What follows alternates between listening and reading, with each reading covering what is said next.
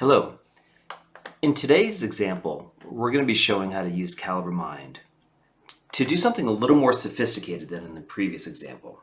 If you remember, in the previous example, we used Calibre Mind to look at a set of recently created opportunities and just sort of summarize the titles and the people and kind of what those interactions were. Now we're going to take it a step further. And instead, we're going to actually look at for all of these opportunities that have been created, say in some period of time, let's say 90 days, pull all the marketing touch points, all the events that have occurred, and then use that information and those buyer journeys to really allow a deeper understanding of what personas are getting engaged with your brand, what it is that those personas are actually looking at, what type of content are they interested in, and extract out the goals, the pain points, and the content information they really care about from those full buyer journeys. So let me dive right in. I'm on Calibre Mind right now, and the first thing we're going to do is we need to pull together a list of that data. So I'm going to jump into our list builder. I'm going to go into Ask Cal, and I'm going to go jump into a list that I've created that's essentially the new ops buyer journeys right here. When I jump in, you can see that this is creating a list of all the opportunities that have been created within a certain period of time. Now this list, instead of using the filters in the list builder, we went in and actually did a little bit of custom SQL in the back end to kind of aggregate that data together.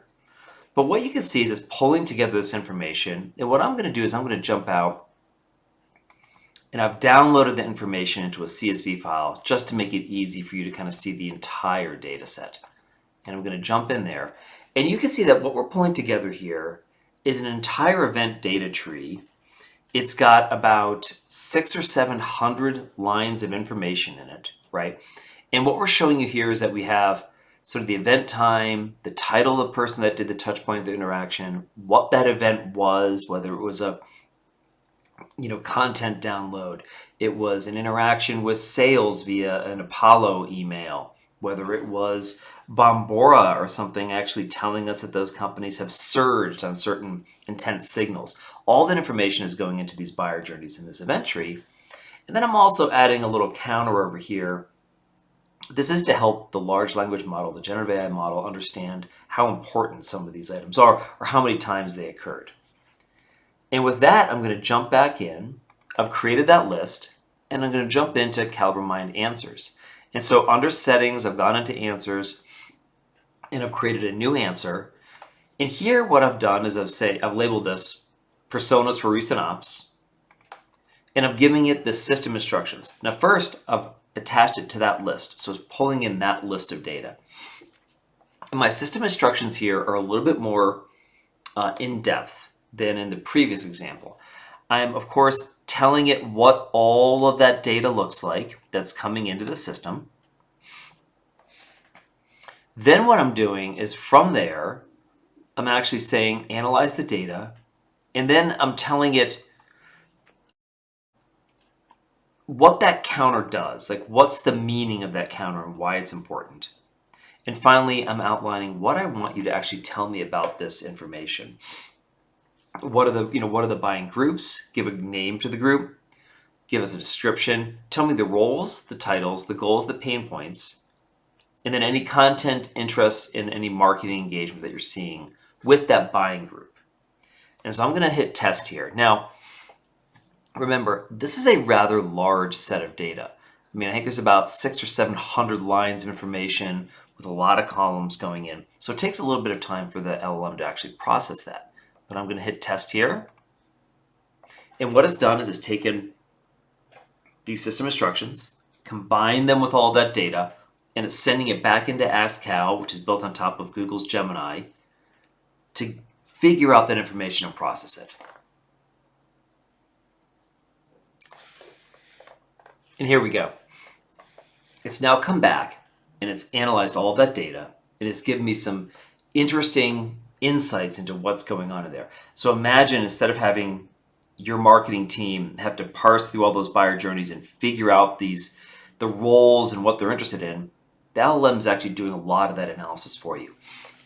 It's giving me the description, the roles that are, so it's basically said, here's a natural buying group, marketing operation leaders. Here's the roles that are in there and the titles, the specific titles that it's outlining.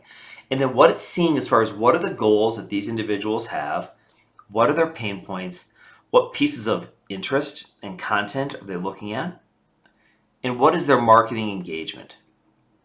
How are they engaging with our brand? Now, it's also kind of looked at and figured out another natural buying group, which is marketing operations and technology specialists. A little bit of a difference in their goals and their pain points and their roles. And finally, down here, it's actually created us and then we have a third group, which is these sort of VPs and senior leaders, right? And it's done the same thing here.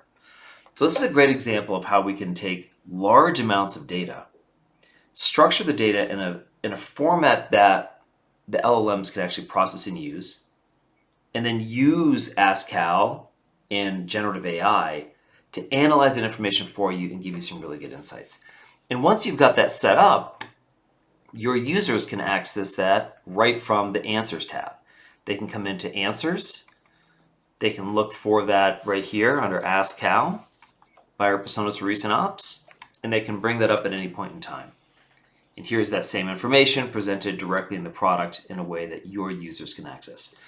There's also the ability to access this and have it sent directly to Slack, have it sent out as an email, and coming soon, we're going to have the ability to convert this into HTML and put it into a rich text field right inside of Salesforce. Thank you.